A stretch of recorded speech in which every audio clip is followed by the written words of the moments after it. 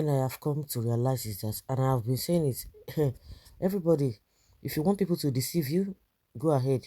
But I think you have a right to choose what you want and what you don't want. Nobody needs to tell you what you're supposed to do and what you're not supposed to do, because what you are facing right now, nobody's going through with you. You are the only one going through with whatever is happening in the country. All those who are saying this and that, what have they done for you? They have not done anything for you. They have not in any way helped you or any member of your family, as the economy is hitting hard, and as many that are have been experiencing insecurity whatsoever. Nobody is going through with you, so nobody has right to tell you what you need to do, you are supposed to vote for. But if you want to listen to them, that is your own cup of tea, because a lot of things are just all up there, and you need to really reason by yourself and see, if I do this, if I don't do this, what will be the outcome? But if at the end of the day it turns out to be what you are not expecting, who is going to suffer it with you? That is one thing. Well, as the 2023 elections draw closer, there are permutations that the elections would be decided by several factors, and those factors, according to those in politics, are in the hands of the electorate. Yes, but the key factor would be the acceptability of the candidates that will take the mantle after Buhari um exit after Buhari exits Aso Rock. Four major contenders are currently in the race for the presidential villa, though there are other candidates, one of the four including Atiku, Tinubu, Obi and Kwakwansu, and will likely emerge as the nation's president. In terms of general acceptability, the Labour Party's candidate Peter Obi is cruising. The Labour Party candidate is undoubtedly popular among Nigerian youth. A United States-based politician, Charles Emejuru, said that Obi stands out among all the contestants jostling for the 2023 election. According to him, the Anambra-born politician is genuinely bent on addressing the nation's numerous challenges.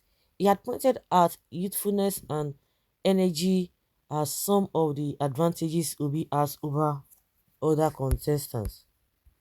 According to him, he said, "My ideal candidate is someone who is either is ethical, someone who has common sense, and someone who truly genuinely cares about the masses.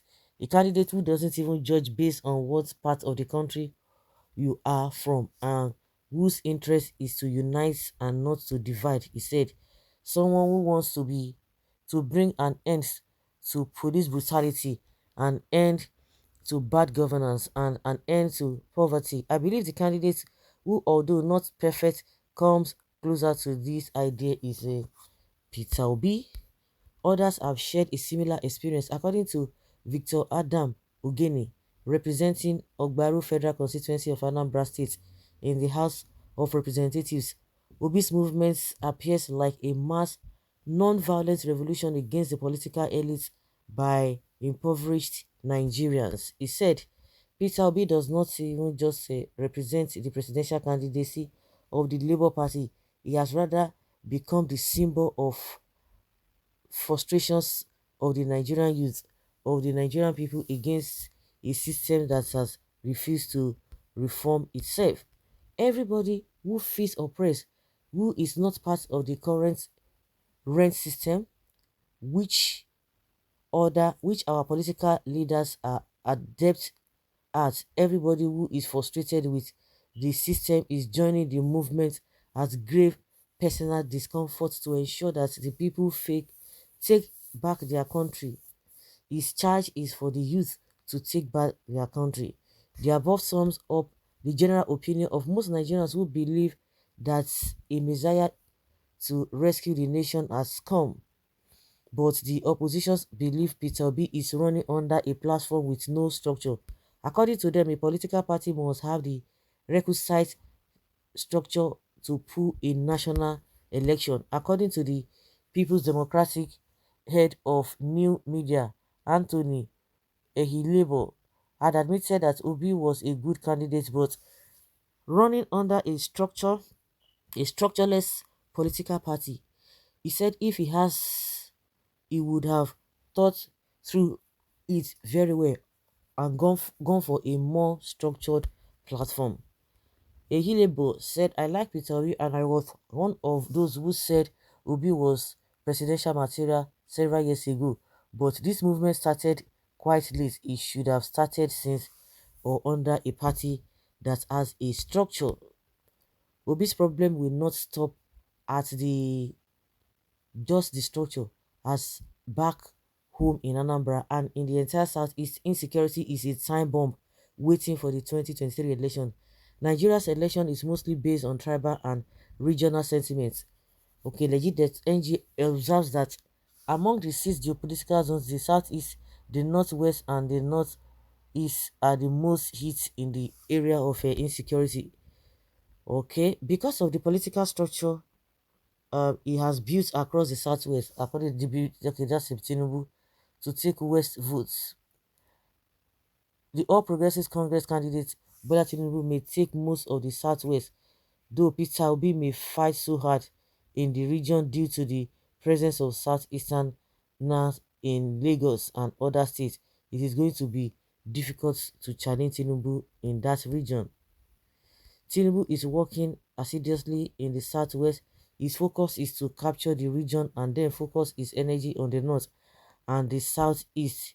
In the southeast, he has loyalists he had made and they can do anything for him. Let me tell you, Tinubu may not even step his foot in the southeast until after the election, but he has full soldiers already working for him, and with the Shetima factor, the north would be shared. This is where Obi will have a problem. Article 2 will share in the southeast vote because of his relationship with top politicians from the region. Though it is believed that even though Obi will get the majority of the southeast votes, voters turnout may be very poor due to the current insecurity in the region, and if turnout is low, the majority of voters will go to the other candidates. Recall that the southeast has recently been riddled with bullets from the protesting indigenous people of Biafra and the Nigerian military in what appears like a battle to control the sub-region. Ipob has constantly declared it at home in solidarity with its leader, Nnamdi Kanu, and going against the sit-at-home order usually leads to violence. Some top politicians are being killed in the southeast by a group generally referred to as unknown gunmen. One of such was Ahmed Gulag, who was killed in Imo State. Only a few days ago, Senator Ifeanyi Uba's convoy was attacked in Anambra State. No fewer than 10 persons lost their lives in the attack, including the politician's top aides and some security operatives. These killings targeted at politicians and the elites in the southeast may count against Obi, and to put Obi ahead of the other candidates in terms of the voting power, the Southeast must be united and form the needed alliance with other regions. Okay. Well, that is what they are letting us know, the permutations left, right, and center. And also, recall that the Southeast has recently been riddled with bullets from the protesting indigenous Biafra. Okay. Some top politicians have been killed in the Southeast. Um, and this killing targeted the politicians and the elites in the Southeast. Also, reports that the North is a deciding factor if things remain the way they are till the commencement of the polls. It means that the political party and candidates who is able to build the requisite alliance across Niger will be able to make a big statement in the election. An APC chieftain who does not even want his name in print expressed his fear over 2023 election, stating that if we must retain power in 2023, we must ensure we capture the North Central. If we allow Peter Obi or Atiku Abubakar to penetrate that region, I'm afraid we may lose. It is therefore true that Peter Obi needs to go beyond the thinking of many Nigerians, including the opposition to be able to clinch power come 2023. In a nutshell, the problem is oh, the hypo factor is what um, is being permutated here. So I don't know what you think about this whole thing. Leave a comment down there below and let's have your take.